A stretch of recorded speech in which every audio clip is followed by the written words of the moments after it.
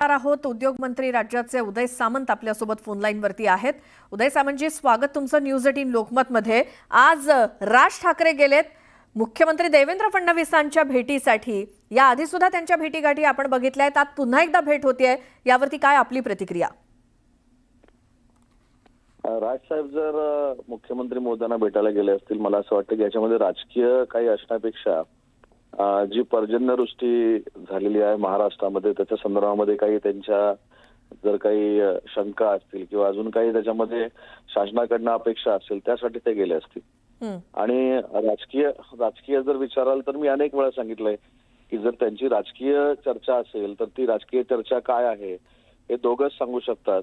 पण माझं वैयक्तिक मत मी अनेक वेळा सांगितलेलं आहे की राज साहेब जर महायुतीमध्ये आले तर त्यांचं स्वागतच आहे आणि आम्हाला आनंद देखील आहे। बरं, मात्र ही भेट आता यासाठी चर्चिली जाते याचं कारण म्हणजे बेस्टच्या पतपेढीच्या निवडणुकीमध्ये दोन्ही बंधू एकत्र होते, त्यांना काही म्हणावं तसं यश मिळालेलं नाही। एकीकडे अजून युतीची चर्चा सुरू आहे, युती काही अजून पूर्णपणे कुठल्या निवडणुकीसाठी किंवा काही झालेली नाही, एक प्रकारे चाचपणी सुरू आहे असं आपण म्हणू शकतो। आणि याच दरम्यान जर देवेंद्र फडणवीसांची त्यांच्या भेटीगाठी जर वाढत असतील तर मग याचा काय अर्थ लावायचा?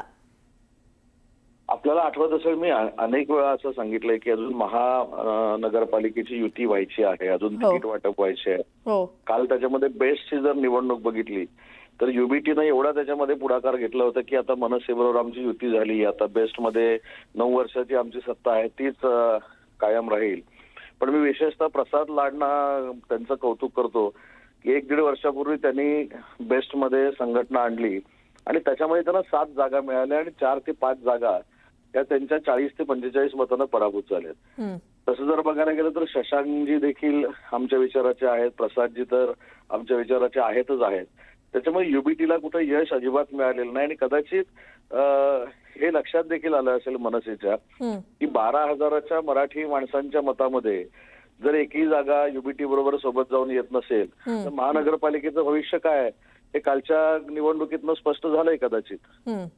बरं, मग राज ठाकरेंचं काही ठरत नाहीये का, किंवा मग राज ठाकरे महायुतीकडे येणार का? मग राज साहेबांचा स्वतंत्र मनसे पक्ष आहे, त्यांचा स्वतंत्र एक विचार आहे आणि ते स्वतःच्या विचारावर पक्ष चालवतात। त्यांची भूमिका कधी काँग्रेस बरोबर जायची, कधी अजून कोणाबरोबर जायची, स्वातंत्र्यवीर सावरकरांना ज्यांनी शिव्या घातल्या त्यांच्या मांडीला मांडी लावून बसायची, ही काय त्यांची भूमिका असू शकत नाही।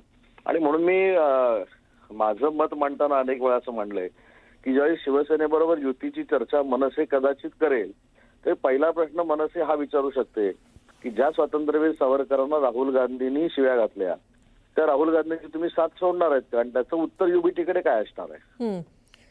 मग बेस्टच्या पतपेढीची निवडणूक ही उबाठासोबत म्हणजे एक प्रकारे आजमावून बघितलं का राज ठाकरेंनी? त्यांचीच वक्तव्य होते की लिटमस टेस्ट आहे, त्याच्यामध्ये आता दोन्ही बंधू एकत्र आलेले आहेत, त्याच्यावर राज साहेबांनी कुठेच वक्तव्य केलेलं नाही।